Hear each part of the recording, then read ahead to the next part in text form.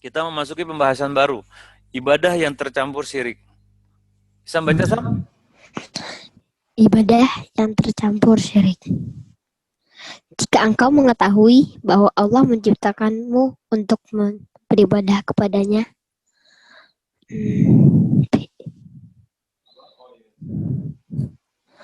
beribadah kepadanya, maka ketahuilah bahwa ibadah hanyalah dinamakan ibadah jika disertai dengan tauhid. Sebagaimana sholat hanyalah dinamakan sholat jika keadaan taharah bersuci.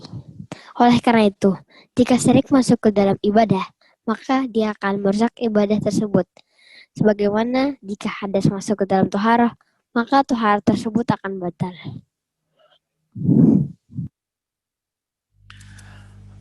Ibadah yang tercampur syirik. Nah, nih teman-teman nih.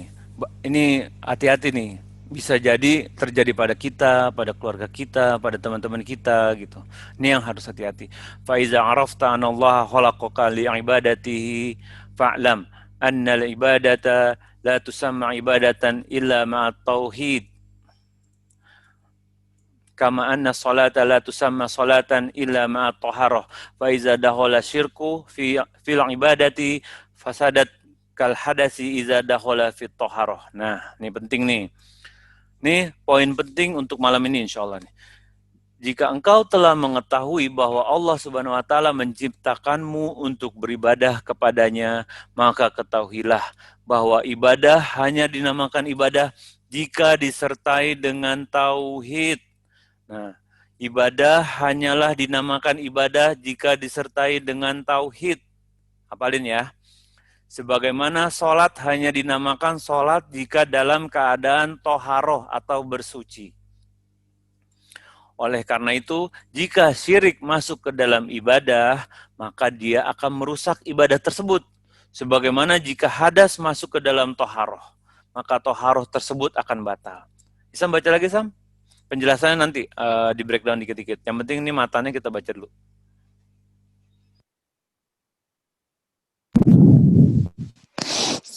Syekh Rahimahullah berkata, jika engkau telah mengetahui bahwa Allah menciptakanmu untuk beribadah kepadanya, yaitu apabila engkau telah mengetahui firman Allah, wa ma khalaqatul jinna wal insa illa liya'budun, dan tidaklah aku ciptakan jin dan manusia melainkan untuk beribadah kepadaku semata. Quran Surat Az-Zariyat ayat 56. Engkau adalah manusia, sehingga engkau termasuk dalam makna ayat ini. Ketahuilah bahwasanya engkau tidaklah diciptakan dengan sia-sia. Allah tidaklah menciptakanmu hanya untuk makan dan minum. Untuk mencari nafkah, dibiarkan begitu saja seperti hewan gembalaan.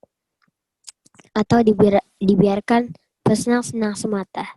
Sungguh, Allah tidaklah menciptakanmu untuk maksud-maksud tersebut. Baik. Nah, ini penting nih teman-teman nih, karena bisa terjadi di mana aja nih, di kita juga. Semoga Allah lindungi kita dari bahaya syirik ya, insya Allah. Syekh Rahimahullah berkata, jika engkau telah mengetahui bahwa Allah menciptakanmu untuk beribadah kepadanya, dalilnya apa? Wa ma khalaqtul jinna wal insa illa liya'budun. Yaitu apabila engkau telah mengetahui firman Allah. Ini diapalin teman-teman nih. Ini tujuan hidup kita dan ayatnya pendek banget. Surat Az-Zariyat ayat 56. Diapalin. Jadi kalau ditanya, kau hidup buat apa sih? Aku hidup hanya untuk beribadah kepada Allah semata. Nah, keren tuh. Itu baru Islam. Itu Muslim gitu loh, punya izah. Jangan apa ya, ngapain ya? Kerja kali. Buat cari duit kali. Buat ini kali. Ya kan? Enggak tuh. Jika engkau telah mengetahui bahwa kita hidup hanya untuk beribadah kepada Allah, ya kan? Surat Az-Zariyat ayat 56. Dan selanjutnya, engkau adalah manusia, sehingga engkau pun termasuk dalam makna ayat ini. Nah, sekarang Anda balik tanya nih. Ada yang merasa dari golongan bukan manusia, bukan di Zoom ini nih? Huh? Ya kan? Ya kalau ada yang nggak termasuk, ya kan? Tapi kan apa atau jin? Ada yang jin nggak di sini? Paling kita kan diantaranya tuh. Ada yang jin, ada yang manusia, dan insya Allah anak yakin yang lagi Zoom ini ya manusia semua gitu. Dan kalau kita memang manusia, ya kan, kita termasuk nih dalam ayat ini nih untuk beribadah kepada Allah Subhanahu wa taala semata. Ya kan? Bahwa kita tidak diciptakan buat sia-sia, enggak. Jadi Allah tidaklah menciptakanmu hanya untuk makan minum, cari nafkah, makan, minum, dan dibiarkan begitu saja seperti hewan gembalaan. Atau dibiarkan untuk bersenang-senang semata. Enggak. Tapi kita lihat kenyataannya, coba Anda tanya. Betapa banyak teman-teman di luar sana, ya paham lah ya kan, yang apa? Sibuk dengan anak, ya kan, hidupnya hanya buat nyusuin, ngasih makan, ganti popok, ya kan, anak nggak bisa nih, gue nih ibu, sibuk dengan anak. Atau misalnya ada yang bapak, saya harus cari nafkah, pergi sebelum subuh, pulang sebelum isya, itu kerja apa ya, lama gitu ya, pulang, pulang, pulang sesudah isya nih, ya kan. Alasannya lembur nih, karena kebutuhan hidup banyak. Ya Allah, yang ngasih rezeki Allah, yang atur Allah Subhanahu wa taala, semua tuh yang atur Allah. Tapi kita bisa dengan mudahnya, Anda nggak sempat ibadah, Anda nggak sempat ini apa, nggak sempat sholat, ya kan? Anda nggak sempat ini, pokoknya Anda cuma buat cari nafkah. Ada yang kayak gitu orang. Ada juga yang udah kaya raya nih ya kan, mobilnya berjejer, rumahnya setiap hari ganti rumah. Malam ini nginep di Cipete, besok malam nginep di Kebayoran Baru, besoknya di Menteng, besoknya lagi di Pondok Indah. Tiap hari bisa diganti tuh, nginep di mana. Udah, foya-foya aja, makan, minum. Tapi coba pikir, apa nggak kayak hewan seperti itu? Hewan apa kerjanya? Kita lihat sapi coba. Sapi masih ada kerjanya. Makan, minum, bajak sawah, ya kan? Tidur, nyusuin anaknya, makan, minum, senang-senang mungkin jalan-jalan kayak sapi dekat-dekat situ. Tapi nggak ada bedanya sama kita kalau kita diciptain cuma buat begitu. Enggak, kita tidaklah diciptakan buat sesuatu yang sia-sia. Sia-sia nggak kayak gitu. Di hari akhir nanti kita sadari kalau, ya Allah, betapa banyak kesia-siaan yang kita kerjakan. Yang kita pikir penting menurut pemikiran kita, dan ternyata menyelisihi dari tujuan kita awal. Tujuan kita diciptakan loh. Dan tujuan kita diciptakan itu dari semenjak kita lahir sampai kita meninggal. Tujuan itu nggak bakalan berubah. Nggak mungkin tiba-tiba pas di tengah tujuannya berubah gitu buat yang lain, enggak. Dan kita lihat, nggak bisa dipungkiri, memang dunia ini menipu teman-teman. Dunia dengan segala macam bentuk perhiasannya. Menipu. Ada yang tertipu dengan uang, ya kan? Ada yang suka traveling, bayangin. Traveling dari negara ke negara, dia pikir dia puas hatinya melihat, wah ini negara bagus ya, ininya apa, pemandangannya, musim saljunya, ininya. Enggak, kita disuruh hidup bukan buat traveling. Traveling itu cuma bakalan jadi salah satu bagian dari kehidupan kita aja. Kehidupan dunia yang sementara ini. Dan happy-nya berapa lama sih kalau traveling? Ya kan? Tapi di saat kita tahu bahwa kita hidup hanya untuk beribadah kepada Allah Subhanahu wa taala semata, dan kita bisa taat dan patuh, dan kita menyibukkan diri dengan ilmu, kita menikmatinya, nggak sadar kok teman-teman. Waktu tuh jadi berasa pendek banget buat belajar. Baru baca buku sebentar, nggak taunya udah waktu isya, ya kan? Masya Allah, ada teman anak kayak gitu. Dia dari dulu suka traveling apa, terus dia berubah tuh. Dia mulai belajar, dia mulai cari ilmu, dia mulai sibukkan diri dengan ilmu. Sebagaimana Anda baca tentang apa biografi Fudail bin Iyad, semoga beliau rahimahullah adalah seorang mantan perampok yang menjadi guru para ulama. Bayangin, dari mantan perampok jadi guru para ulama di usia ke-40. Ketika itu dia lagi mau begal, ada khalifah lagi lewat, dia mau begal tuh. Ya kan? Terus begal itu bilang, ternyata ada orang muslim 3, dan mereka suruh panah ke tempat, dan mereka takut sama si Fudail bin Iyad ini. Setiap mana selalu dikatakan apa, membacakan ayat-ayat Al-Quran, dan apa yang dikatakan sama Fudail? Aku terkena panah Allah Subhanahu wa taala, Masya Allah. Semenjak itu dia bertobat, karena dia apa? Karena dia takut di usia 40. Bagi yang berusia 40, bro, belum telat bro. Kalau antum mau jadi ulama, masih bisa. Tapi luruskan niat karena Allah. Karena ujian pasti ada. Dimusuhin, dijauhin, WA nggak dibalas, diblok, ya kan? tiba-tiba friend list berkurang, tiba-tiba yang biasa ditelepon gak mau ditelepon lagi, gak usah curhat, Pik. Ya kan, ya biasa aja, ya kan. Tapi insya Allah Allah kasih teman-teman yang baik kok, keluarga-keluarga yang baik gitu, saudara-saudara yang masih mau ngelindungin, yang masih percaya, masya Allah. Dan kita di sini diskusi belajar bersama, buat apa? Buat akhirat kita, bukan buat orang lain. Karena ini penting, ya kan? Dan harus disadari juga, kalau kita kerja, mau sampai seberapa jauh sih kita kerja? Mau cari uang sebanyak apa sih? Hidup itu kan bukan buat kerja, kita tahu tadi dalilnya. Kalau kita fokus kerja, kita makan memang sehari berapa piring coba Anda tanya? Ada 200 piring. Apakah kita mau memang manusia sifatnya gitu. Punya satu gunung emas masih mau punya gunung emas lain. Itu udah hukum asal manusia tuh. Ya kan? Tapi apakah kita mau jadi manusia yang seperti itu?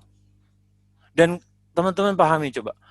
Coba bayangin, kalau teman-teman berhasil menumpuk seketuk gunung emas dan teman-teman meninggal, kira-kira tuh emas akan diperebutkan sama keluarga kita kah? Dan sesungguhnya yang kita perlu, yang kita bawa itu yang kita sedekahin, yang kita zakatin, yang kita bagi ke orang lain. Gunung emas yang di belakang itu bakalan direbutin sama orang-orang. Iya kan? Apa mau hidup kayak gitu kita? Kita udah kerja, ada kisah gini, ada seseorang ya, dia dari kecil memang hobi kerja. Kerja terus Anda nggak habis pikir. Ya alhamdulillah Allah izinkan Anda nggak terlalu semangat bekerja, nggak tahu kenapa, alhamdulillah lah pokoknya. Pokoknya bingung kan, nggak semangat bekerja malah bersyukur, pokoknya gitulah. Terus bekerja, Anda nggak habis pikir dia bisa kerja tuh dari pagi sampai jam 10 malam, setiap hari. Kadang dia ditugaskan ke luar kota. Ditugaskan ke luar kota tuh nggak tanggung-tanggung loh, dinas loh. Jadi dia Sabtu Ahad dia di sana. Setelah Sabtu Ahad dia di sana, nanti Ahad balik lagi ke Jakarta, kerja lagi. Nanti balik lagi gitu, pokoknya dia keliling. Dan ya nggak tahu, ya memang hobi kali ya. Dan dia nggak sadar tuh, waktu berjalan, ilmu agama masih segitu-segitu aja. Hafalan Quran nggak nambah, terus baca Quran masih terbata-bata. Masalah tuh. Dan bagi yang masih Allah izinkan untuk diberi hidayah, semangat. Kita harus ganti waktu-waktu dulu kita masih jahiliyah. Ganti. Jangan merasa, ya udahlah, anak lakukan semampunya. Enggak, ganti. Dosa-dosa yang kita dulu lakuin, kita ganti dengan lebih giat lagi. Ya kan? Karena kan waktu senang-senangnya, ibaratnya dalam tanda kutip lah, senang-senangnya itu. Dalam kemaksiatan. Udah cukup. Masih mau diterusin, percuma. Udah waktunya stop dan sibuk dengan kenikmatan yang lain. Dan kalau teman-teman pahami, ini kenikmatannya sesungguhnya. Sesungguhnya ilmu Allah Subhanahu wa taala itu luas. Dan begitu luasnya, dan jika kita udah diberikan hidayah oleh Allah Subhanahu wa taala, bakalan betah tuh berjam-jam baca buku, berjus-jus baca Al-Qur'an, betah tuh. Ngapalin Al-Qur'an, nggak mudah memang. Butuh kesabaran jelas. Tapi hanya orang-orang yang dipilih oleh Allah Subhanahu wa taala yang mampu menghafal Al-Qur'an. Dan derajat seseorang di dalam surga tergantung dari seberapa banyak hafalannya dia. Setiap hafalannya dia naik tiap tingkatan surga.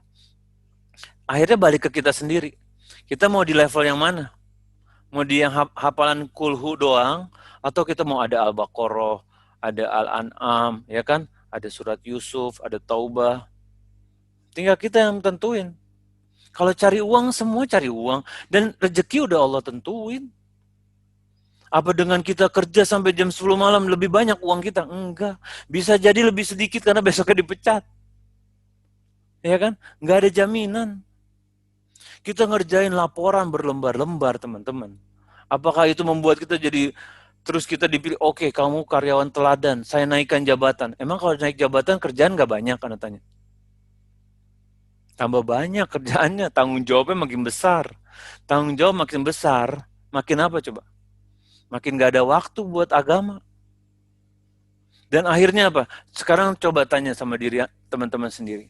Hari ini nih, yang aku dedikasikan buat agama, yang aku jadikan buat beribadah kepada Allah Subhanahu wa taala, berapa jam coba tanya. Bagi yang bisa 50%, Masya Allah, ana salut. Nggak mudah, ya kan? Kalau cuma sholat 5 waktu, ya tanya dirinya sendirilah. Apakah bekal seperti itu yang kita mau bawa ke Allah Subhanahu wa taala? Padahal kita semua udah tahu ini semua. Kita hanya diciptakan untuk beribadah. Rezeki semua udah Allah atur, ya kan? Baik, kita lanjutkan lagi sedikit. Sam, baca lagi Sam. 57, halaman 57.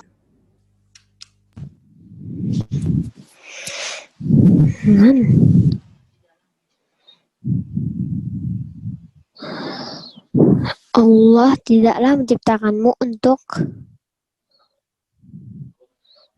satu tujuan yang mulia, yaitu beribadah kepadanya semata. Untuk menjalankan tujuan yang mulia ini, yaitu untuk beribadah kepada Allah, Dia telah menundukkan segala sesuatu untuk membantumu. Engkau tidaklah mungkin mampu menjalani kehidupan kecuali dengan segala kelengkapan yang dicintakan oleh Allah, diciptakan oleh Allah. Engkau tidaklah mampu beribadah kepada Allah tanpa hal-hal tersebut.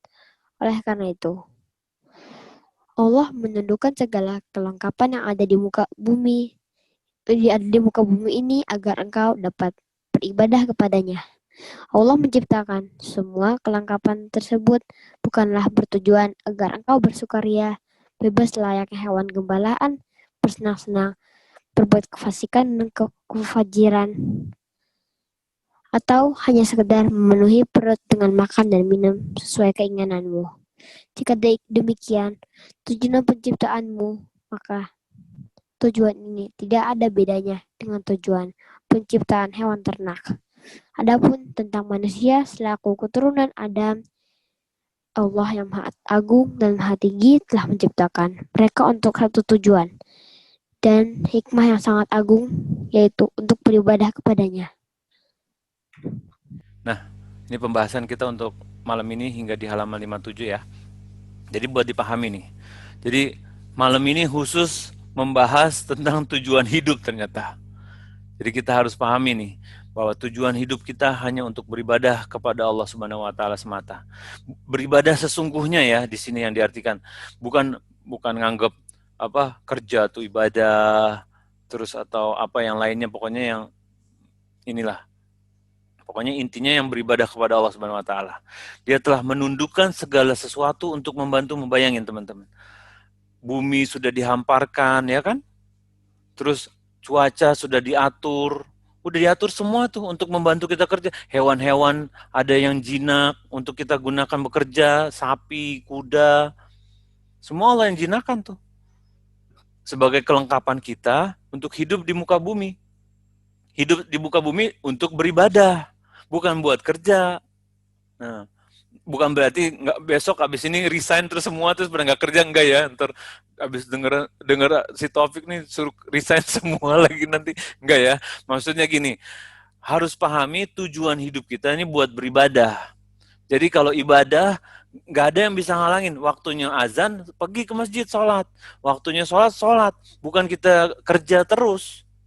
Ya kan, kalau bisa tambah puasa, puasa tambah puasa, sunnah tambah, sedekah ditambah, menuntut ilmu. Misalnya gini, udah tahu nih anak kerja sehari work from home berapa jam biasanya sih, 4 jam misalnya.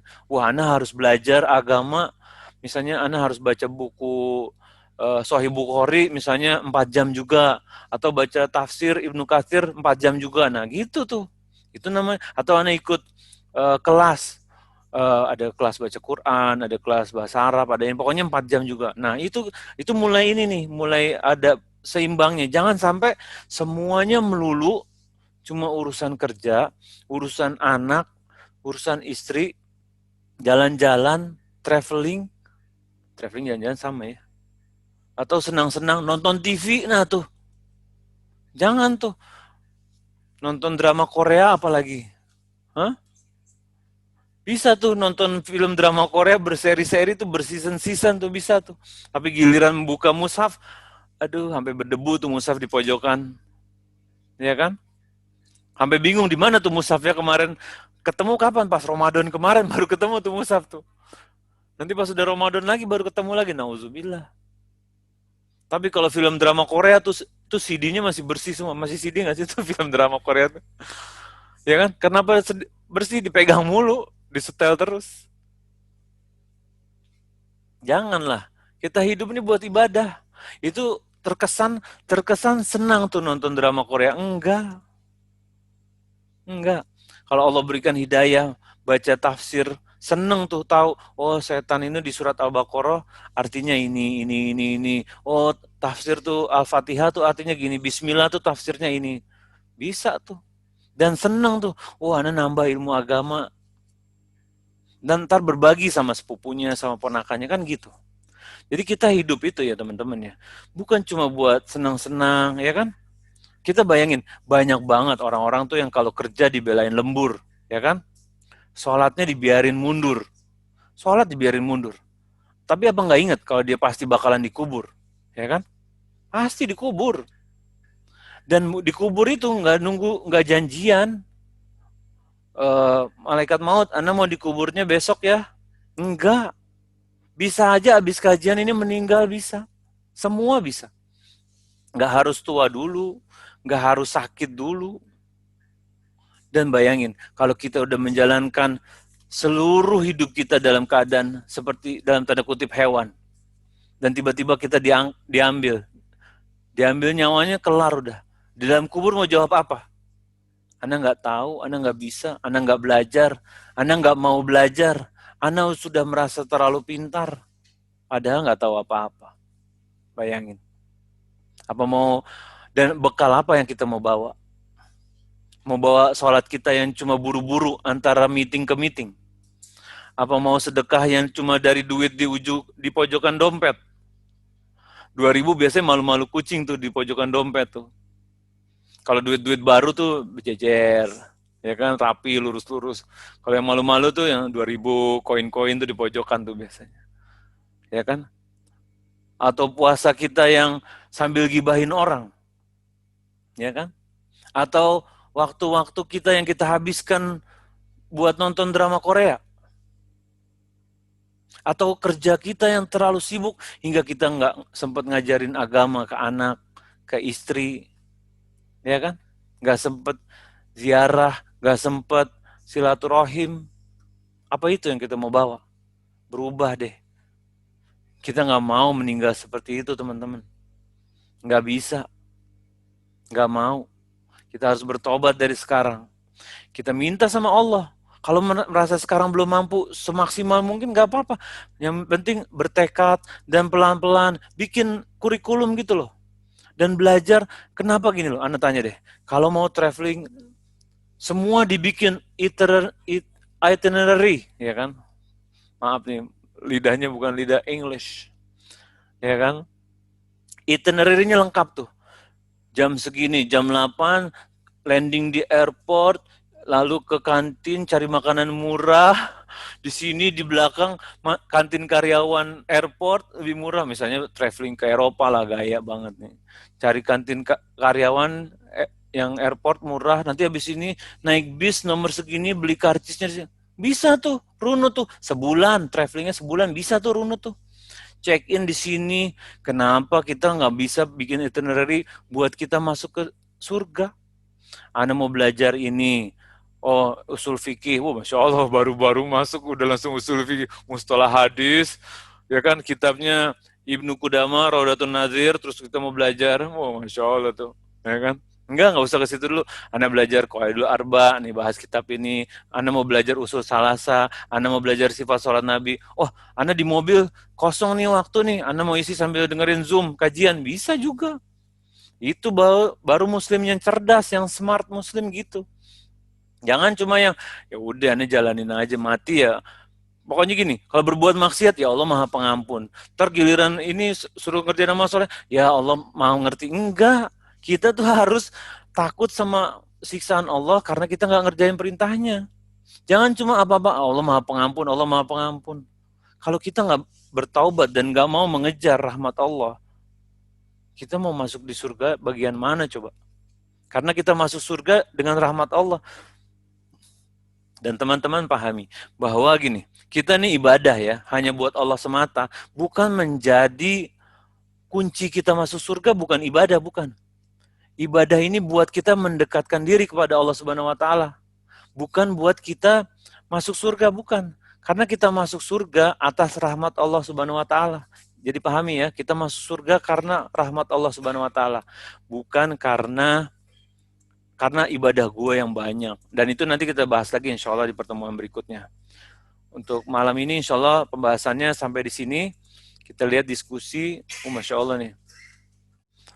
Tauhid itu satu hanya Allah. Nah, tauhid itu ya seperti kita udah hanya beribadah kepada Allah semata dan tidak mengalihkan kepada sesembahan selain Allah Subhanahu wa taala. Nah, itu tauhid tuh. Jadi kita nggak boleh kita nggak boleh menyembah kepada selain Allah. Bentuk ibadah juga kepada selain Allah juga nggak boleh.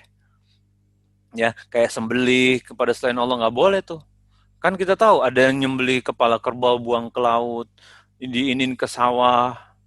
Bisa lihat di Google, banyak tuh, sampai sekarang masih ada loh. Kita doain semoga mereka diberi hidayah ya, dijauhin dari kesyirikan. Dan teman-teman bisa lihat dari foto itu, yang ngerjain pakai jilbab juga. Ada yang pakai baju putih-putih juga, nggak tahu mungkin itu ustadznya apa gimana. Pakai hijab juga. Naik di perahu juga.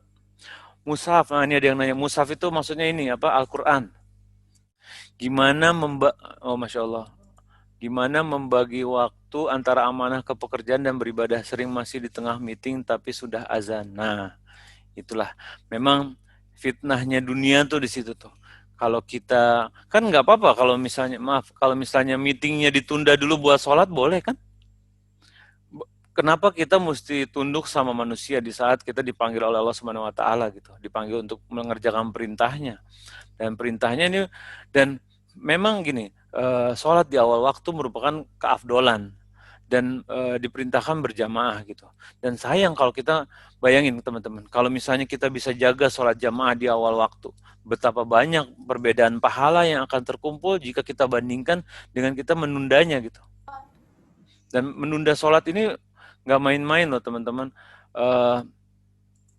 Nabi Muhammad SAW ada dalil dari hadis Nabi Muhammad SAW bahwa jika diizinkan aku sholat berjamaah nih ya, dalil tentang sholat berjamaah di masjid buat yang laki. Jadi kalau misalnya Allah izinkan, aku akan datangi nih rumah-rumah, aku bakar nih rumah-rumah orang-orang yang nggak pergi sholat berjamaah di masjid. Bayangin tuh. Dan juga sholat berjamaah di masjid berarti kapan sholat berjamaah? Sholat berjamaah di masjid ya pasti di awal waktu deh. Ada nggak yang sholat berjamaah nanti kita misalnya zuhur jam 12. Ntar sholat berjamaah kita jam 1 ya, pengumuman dari masjid gitu. Pernah nggak? Nggak ada. Sholat berjamaah pasti di awal waktu kalau di masjid. Jadi kalau kita sholat berjamaah di masjid, udah pasti ngerjainnya di awal waktu. Bukan terbalik. Dan itu udah sepaket. Jadi kalau sholat berjamaah di masjid, pasti di awal waktu. Nggak ada masjid yang ngerjain sholat berjamaahnya udah mau jam 3 sore gitu, kalau zuhur ya. Atau subuhnya nanti aja kalau udah mau jam 6, nggak ada. Pasti habis azan, nggak berapa lama, qomat, langsung sholat. Dan kalau Nabi Muhammad SAW perintahkan sholat berjamaah di masjid, ya berarti kan langsung di awal waktu. Bukan ditunda-tunda dulu. Pernah ada seorang buta datang kepada Nabi Muhammad SAW dan bertanya, aku ini buta, nggak ada yang nuntun aku ke masjid. Bolehkah aku dikasih uzur untuk sholat di rumah nih? Orang buta loh, orang buta. Lalu apa yang dikatakan Nabi Muhammad SAW? Dikatakan, apakah kamu mendengar panggilan azan? Dengar. Maka jawablah panggilan azan. Maksudnya apa? Disuruh ke masjid. Dan bayangin, masjid zaman dulu nggak kayak masjid zaman sekarang. Jalanan zaman dulu nggak kayak jalanan zaman sekarang. Jalanan sekarang ada aspal, lalu gotnya kecil-kecil, terus nggak ada binatang buas. Kalau zaman dulu, ya kan, berpasir, terus ada hewan buas, terus ada jurang, terus nggak ada lampu, nggak ada PLN, nggak ada senter, ya kan? Bayangin orang buta, bayangin kalau sholat subuh, sholat isya. Makanya orang munafik zaman dulu tuh nggak sholat tuh, sholat subuh sama sholat isya. Kenapa? Karena zaman dulu nggak kelihatan. Orang-orang munafik tuh diantara orang-orang yang lagi sholat subuh nggak kelihatan. Tapi kalau sholat pas keadaan terang, zuhur, asar tuh kelihatan kan muka-mukanya. Wah, ini nggak hadir nih. Udah subuh sama isya, udah ngilang tuh orang-orang munafik. Dan sudah sepatutnya gini, amanat kita pertama beribadah kepada Allah Subhanahu wa taala adalah apa? Sholat. Jadi kalau amanat dari manusia membantah amanat pertama nggak boleh. Kita udah bahas tuh mengenai 3 amanat kemarin, pertemuan kemarin. Jadi nggak boleh amanat itu apa ya menjadi prioritas dibandingkan amanat dari Allah Subhanahu wa taala. Kecuali sesuatu yang uzur, yang darurat.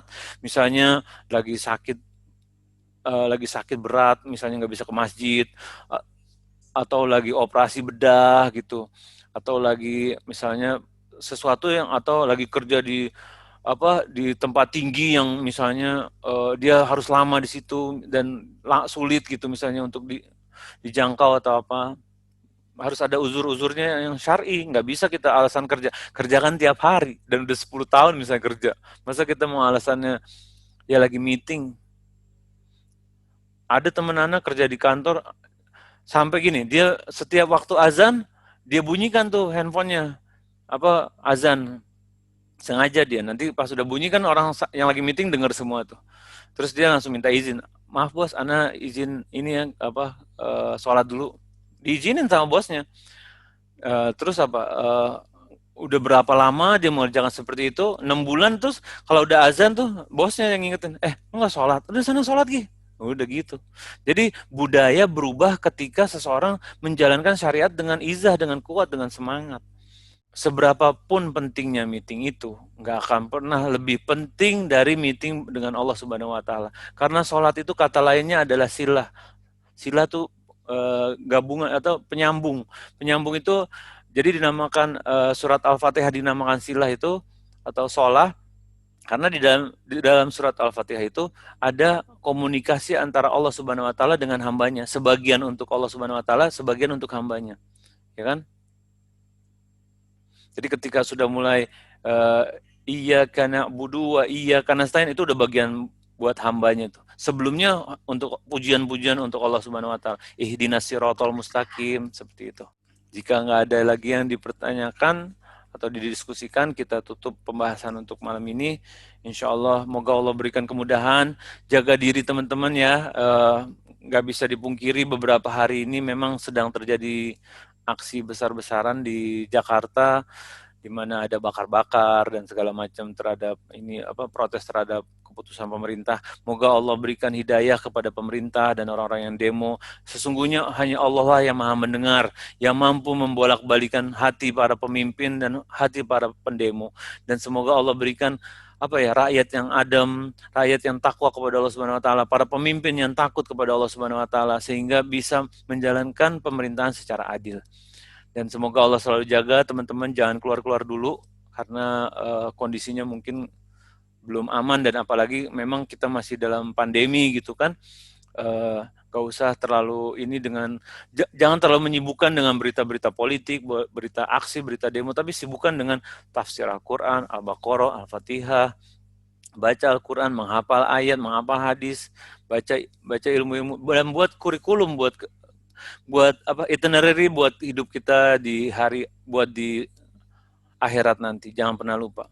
Jangan kita disebutkan dengan membuat itinerary buat jalan-jalan, tapi kita lupa untuk membuat itinerary buat kita hidup di akhirat nanti insya Allah. Moga Allah berikan kemudahan, moga Allah berikan hidayah dan keberkahan. Semoga bermanfaat yang sedikit ini. Mohon dimaafkan tadi ada kesalahan sedikit. Kita insya Allah ketemu lagi hari Selasa.